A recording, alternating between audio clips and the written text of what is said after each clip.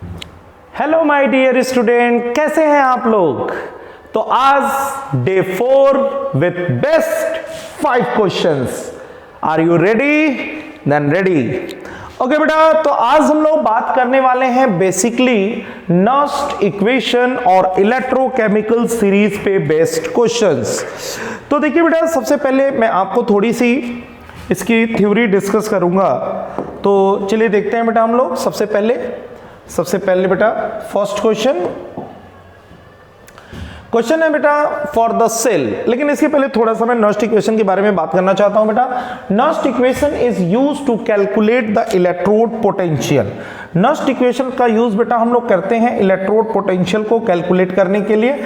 आप जानते हैं बेटा E cell equal to E not cell minus 0.059 by N log concentration of product upon concentration of reactant.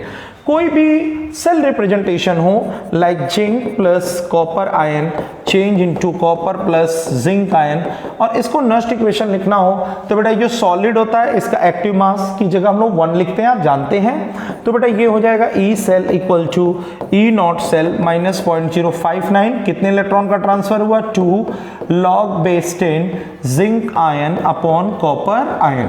अगर बेटा इसका आप ग्राफ भी प्लॉट करते हैं, अगर ग्राफ प्लॉट किया जाता है ई सेल और log concentration zinc ion bye copper ion, तो ये निगेटिव स्लोप के साथ मिलता है बेटा। इसका स्लोप जो है वो निगेटिव है और this intercept is E not cell. तो ये सीधे आ गया बेटा E cell equal to E not cell minus 0.059 by 2 log concentration of product upon reactant, या कंसंट्रेशन ऑफ ऑक्सीडेशन वाला बाई रिडक्शन वाला। फिर देखो बेटा हम लोग कहते हैं अगर कोई सिर्फ ऑक्सीडेशन हो रहा है, E oxidation equal to E naught oxidation 0.059 by N log concentration of oxidation. अगर मैं ग्राफ प्लॉट करूं, ये वाई एक्सिस पे होगा, ये सी है, ये एम है और ये हमारा क्या है एक्स, यानी कि ये ग्राफ वैसे ही हो गया बेटा E oxidation and log concentration of oxidation and this is intercept. अगर रिडक्शन लिखते हो बेटा तो E reduction is equal to E naught reduction minus 0.059 by N log 1 upon concentration of reduction. इसका भी ग्राफ प्लॉट करिए, सेम वही आएगा y is equal to C minus M X. तो ये बेसिक बेटा नस्ट इक्वेशन के फॉर्मूले थे फुल सेल रिएक्शन और हाफ सेल रिएक्शन के लिए।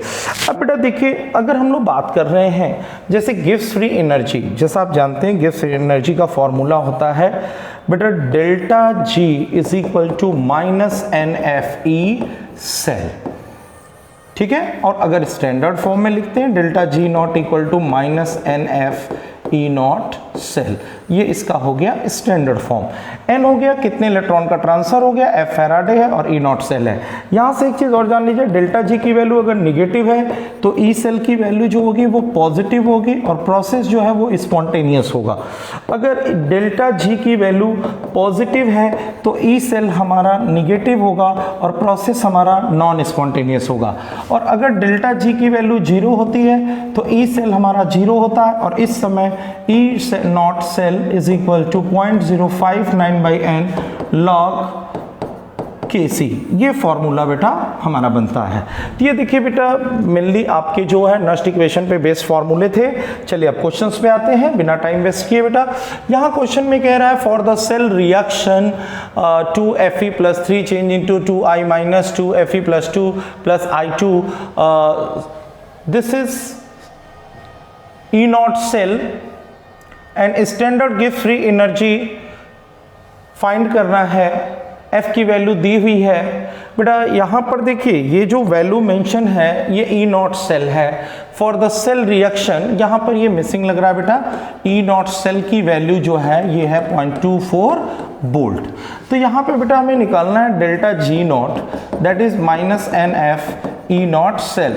एन की वैल्यू चेक करिए 3, 2, 6 और यहाँ पर कितना है 4। तो बेटा पहले 1 से चाहिए तो ऐसे देख लीजिए, यहाँ पर +3 से +2 जा रहा है तो 1 चेंज हुआ, 2 की वजह से 2, तो ये हुआ 2,96500 इंटू ई नॉट सेल 0.24। और जब इसको आप सॉल्व करेंगे बेटा तो ये आपका अप्रॉक्सीमेट जो वैल्यू आएगी 46,320। ठीक है, ये आएगा बेटा आपका जूल में, जूल पर मोल, और इसी को जब आप चेंज करेंगे तो 46.32 किलो जूल पर मोल आ जाएगा। तो ये हो गया बेटा आपका पहला क्वेश्चन। इसी फॉर्मूले पर जो है बेटा आपका पहला क्वेश्चन लग गया।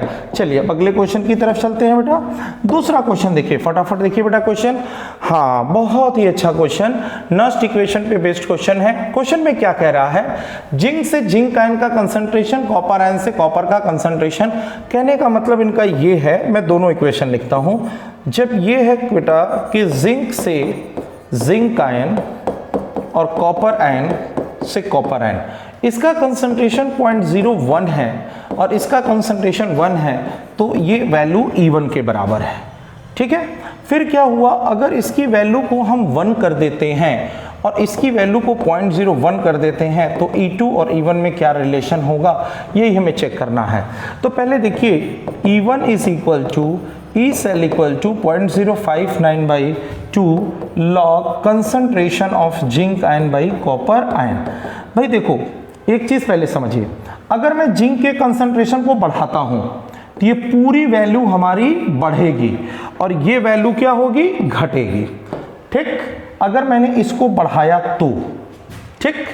अब यहां पर देखिए, अगर मैं इसको घटाता हूं, अगर मैं घटाऊंगा तब भी ये पूरी वैल्यू हमारी क्या करेगी, बढ़ेगी, और ये वैल्यू हमारी क्या करेगी, घटेगी। हो क्या रहा है, पहले जिंक आयन का कंसंट्रेशन कितना था, 0.01। पहले ये वैल्यू कम थी और बाद में ये वैल्यू मैंने बढ़ा दिया। जब ये वैल्यू बढ़ेगी तो ये पूरी वैल्यू बढ़ी और ये नेट वैल्यू क्या हो गई, घट गई।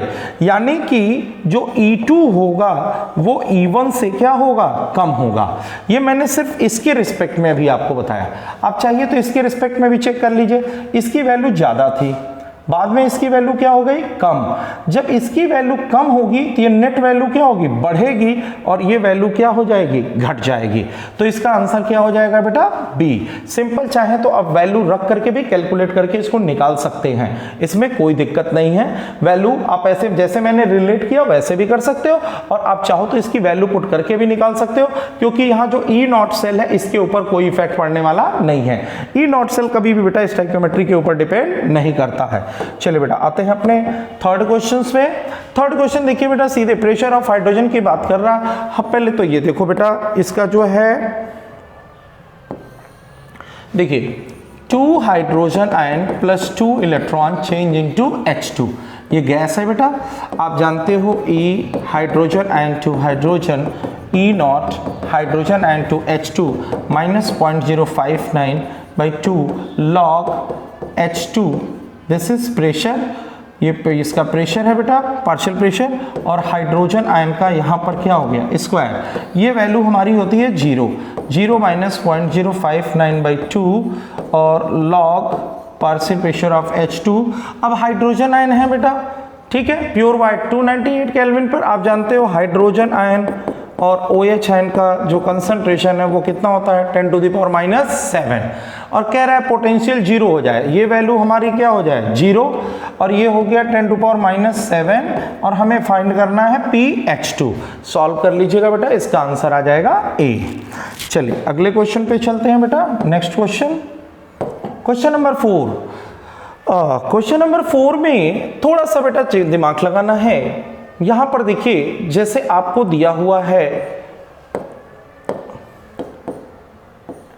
Mn+2 electron change into Mn, E0 cell की वैल्यू है -1.18।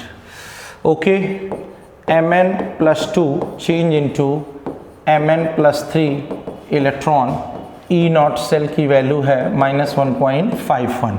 हमसे पूछा जा रहा है, ये लिखा हुआ 3Mn है, ठीक है, मैं इसको ऐसे लिखता हूँ Mn+2 + 2Mn+2। बात तो वही हो गई, चेंज इनटू Mn+2 Mn +3। करना क्या है, करना क्या चाह रहा है, ये देखिए बेटा कुछ नहीं करना है, इस इक्वेशन को 2 से मल्टीप्लाई करो और दोनों को क्या करो, जोड़ दो, तो ये डिजाइड इक्वेशन मिल जाएगी। एक बात और बता देना चाहता हूं, ये बेटा स्टोइकियोमेट्री के ऊपर डिपेंड नहीं करता है। मैंने 2 से इसको मल्टीप्लाई भी कर दिया तब भी ई नॉट सेल की वैल्यू क्या होगी, यही होगी। अब इन दोनों को बेटा अगर जैसे मान लीजिए एक को इसका हमने मान लिया कि इसका ऑक्सीडेशन है, इसका ऑक्सीडेशन हो रहा है और इसका क्या हो रहा है, रिडक्शन हो रहा है, तो हमने लिखा E not cell is equal to E naught oxidation plus E naught reduction. और दोनों को जब हम जोड़ेंगे, ठीक है, तो -1.51 प्लस -1.18, दोनों को जोड़ने पर वैल्यू जो आएगी बेटा किस में आएगी, माइनस में आएगी। दोनों को जोड़ेंगे तो -2.69 आएगा। ई नॉट सेल की वैल्यू हमारी निगेटिव आ रही है, निगेटिव का मतलब हमारा प्रोसेस जो है वो क्या होगा, नॉन स्पॉन्टेनियस, और रिएक्शन हमारी फॉरवर्ड डायरेक्शन में मूव नहीं करेगी। ठीक है बेटा, चलिए ये था हमारा क्वेश्चन नंबर 4। आते हैं लास्ट क्वेश्चन पे बेटा। देखिए लास्ट क्वेश्चन क्या है आपका, ये देखिए बेटा, ये क्वेश्चन जो बेस्ट है आपके इलेक्ट्रोकेमिकल सीरीज पे। थोड़ी सी मैं इलेक्ट्रोकेमिकल सीरीज की बात फटाफट कर देता हूं बेटा। देखो इलेक्ट्रोकेमिकल सीरीज एसआरपी के बढ़ते हुए क्रम में जो है वो अरेंज है बेटा, यानी ऊपर एसआरपी कम है, एसआरपी कम मतलब स्टैंडर्ड रिडक्शन पोटेंशियल कम, एसओपी की वैल्यू ज्यादा, एसओपी की वैल्यू ज्यादा है मतलब ऑक्सीडाइज होने की टेंडेंसी क्या है, ज्यादा।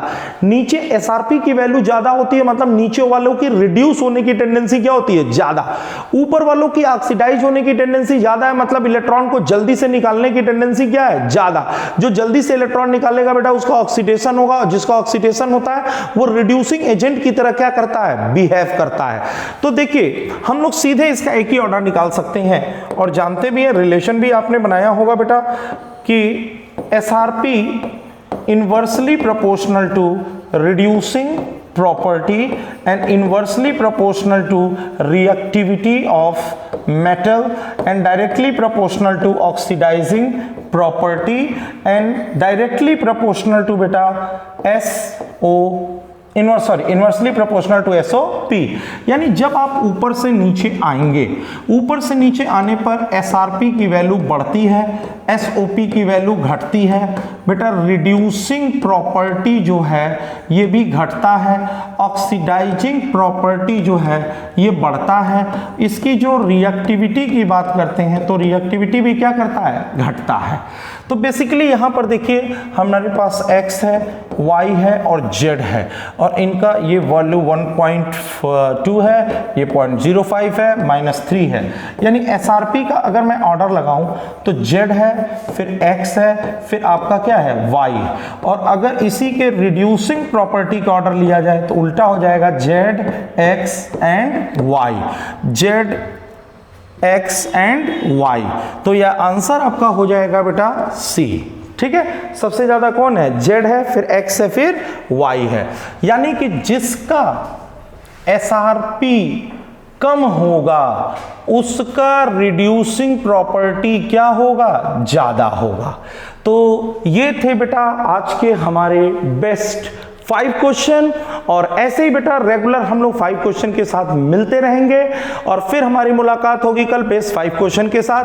तब तक बेटा आप लोग रोज अपने समय में से 10 से 15 मिनट निकालिए और इन क्वेश्चंस को रिवाइज करते रहिए और मैं रेगुलर आपको जो है बेस्ट 5 क्वेश्चन लेकर के मिलता रहूंगा।